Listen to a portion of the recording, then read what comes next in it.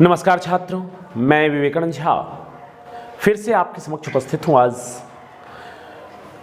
आज का मेरा विषय वस्तु रहेगा आपके जो संस्कृत के पाठ्यपुस्तक को मैं पढ़ा रहा था उसकी कड़ी को आगे बढ़ाते हुए संस्कृत के 10वें पाठ को यानी कि आपके प्यूसम द्वितीय भाग के 10वें पाठ मंदाकिनी वर्णन को लेकर के आप सबों के समक्ष उपस्थित हूँ।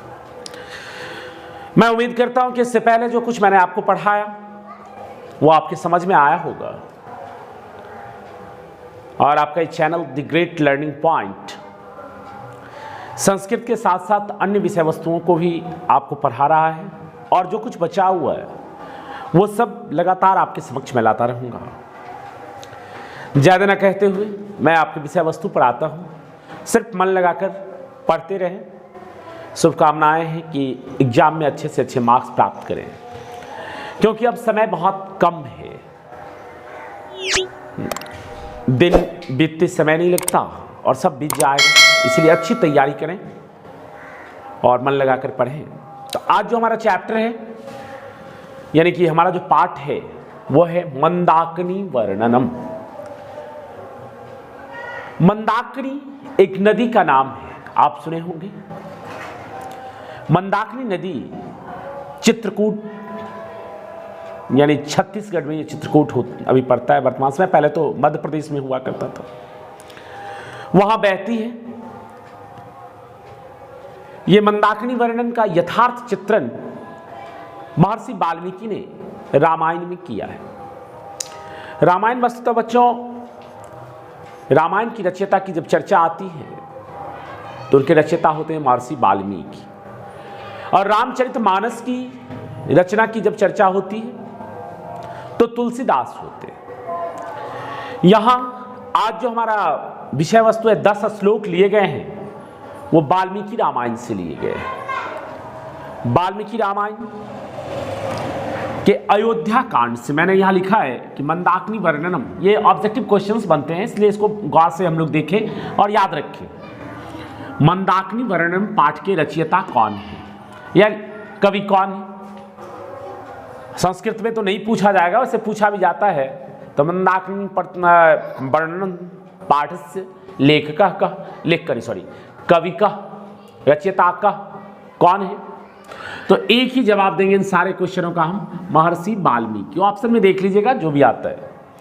उसके बाद यह कहां से संग्रहित है, कहां से लिया गया है या स्रोत क्या है इसका। तो स्थिति में हम इसका जिक्र करेंगे कि रामायण के किस कांड से, तब हम कहेंगे अयोध्या कांड। बाकी व्याख्या में मैं बताऊंगा। आपके मंदाकिनी वर्णनम पाठ में कितने श्लोक हैं, तो श्लोकों की संख्या कितनी है? 10। यानी कि मंदाकिनी वर्णनम पाठ में कितने श्लोक हैं? 10 श्लोक हैं। श्लोकों और ये इसमें किन से किन के बीच संवाद हो रहा है?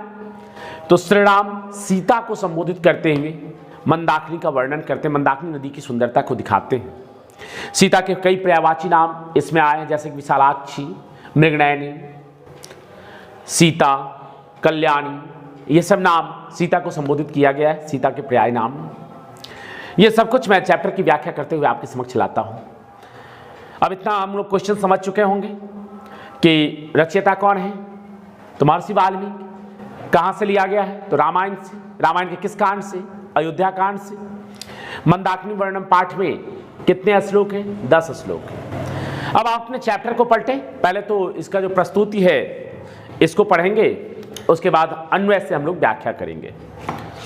तो प्रस्तुतः पाठ वाल्मीकि रामायणस्य अयोध्या कांडस्य 95 तमात् सर्गात् संकलितः। अर्थात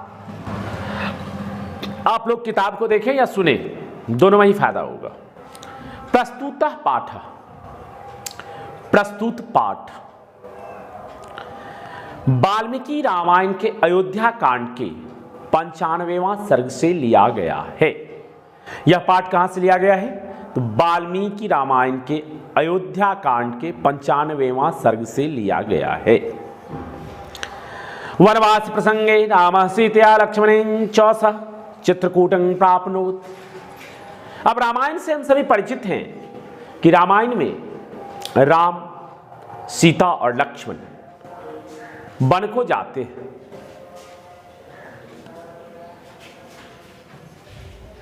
बंद कर, शुरू कर। तो रामायण में राम, सीता और लक्ष्मण जब वन को जाते हैं उसे वनवास प्रसंग का नाम दिया गया है, क्योंकि वो जितनी भी घटनाएं उसमें घटती है सब वन में घटती है। तो वनवास प्रसंग में चित्रकूट को जाते हैं। तत्र स्थितां मंदाकिनी नदी वर्णम सीतां संबोधयति।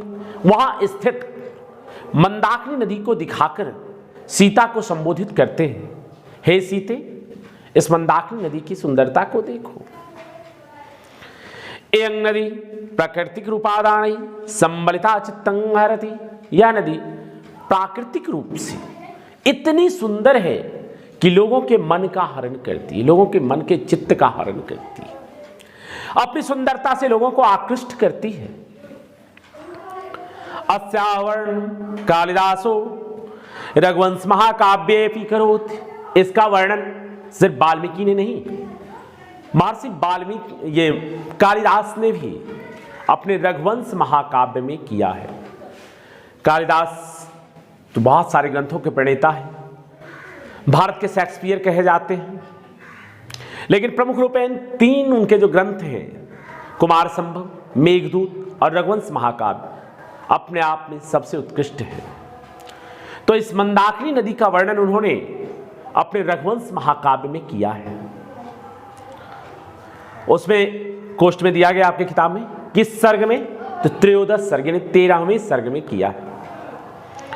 अनुष्टुप छंसी महर्षि वाल्मीकि मंदाकिनी वर्णे प्रकृते यथार्थम चित्रणं करोति। दिए गए छंदों में महर्षि वाल्मीकि ने मंदाकिनी वर्णन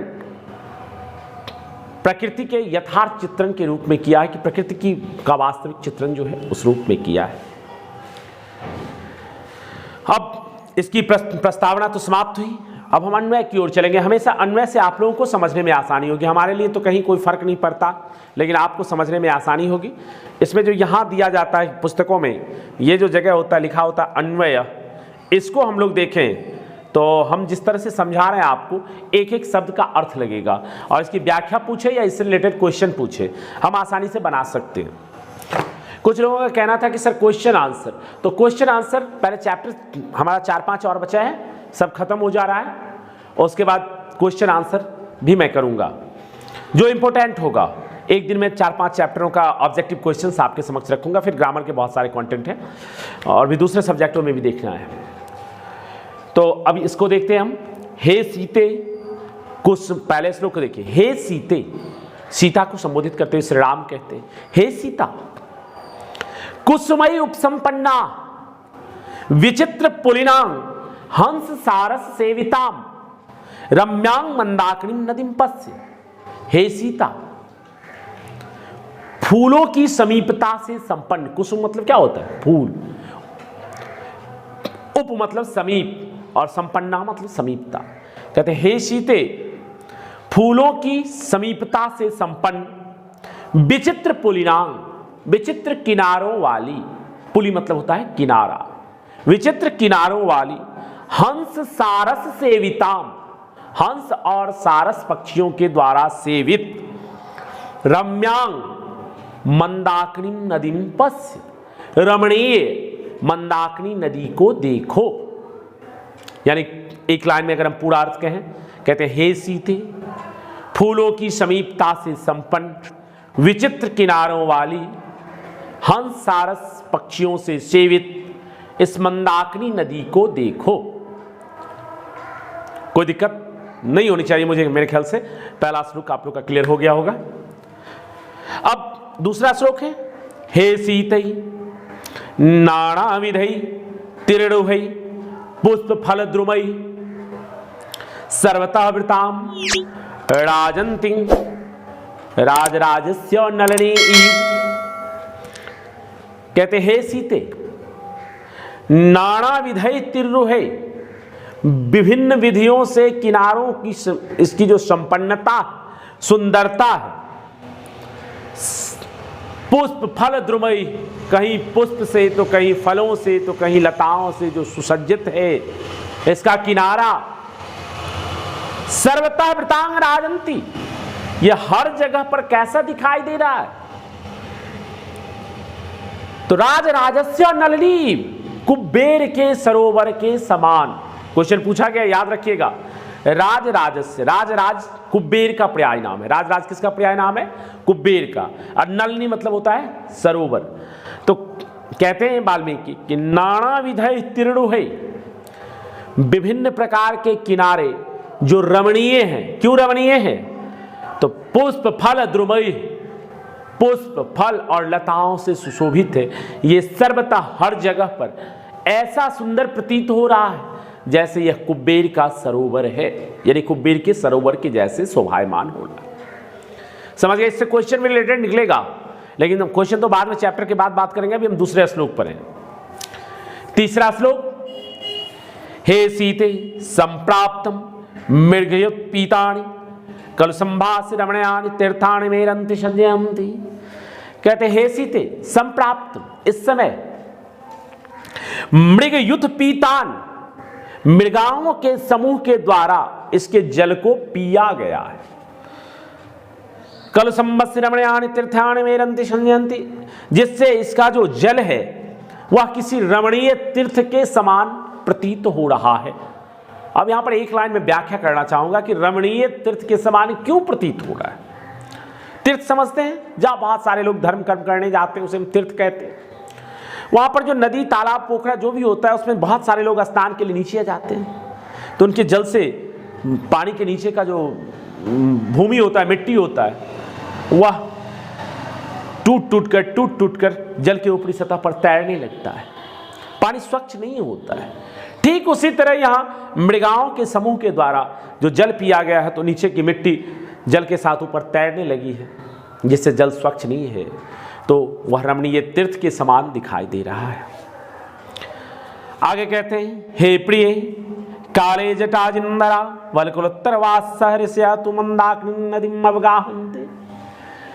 कहते हे प्रिय, काले जटाजिन धरा, समयों में जटाजिन धरा, बड़े बड़े जटाओं वाले, वलकुलोत्तर वाससः, वलकल वस्त्र पहने हुए, ऋषियः तु मंदाकिनी नदी में अवगाहन्ते, ऋषि मंदाकिनी नदी की उपासना करते हैं। समय समय पर बड़े बड़े जटाओं वाले, वलकल वस्त्र पहने हुए ऋषि मंदाकिनी नदी की उपासना करते हैं।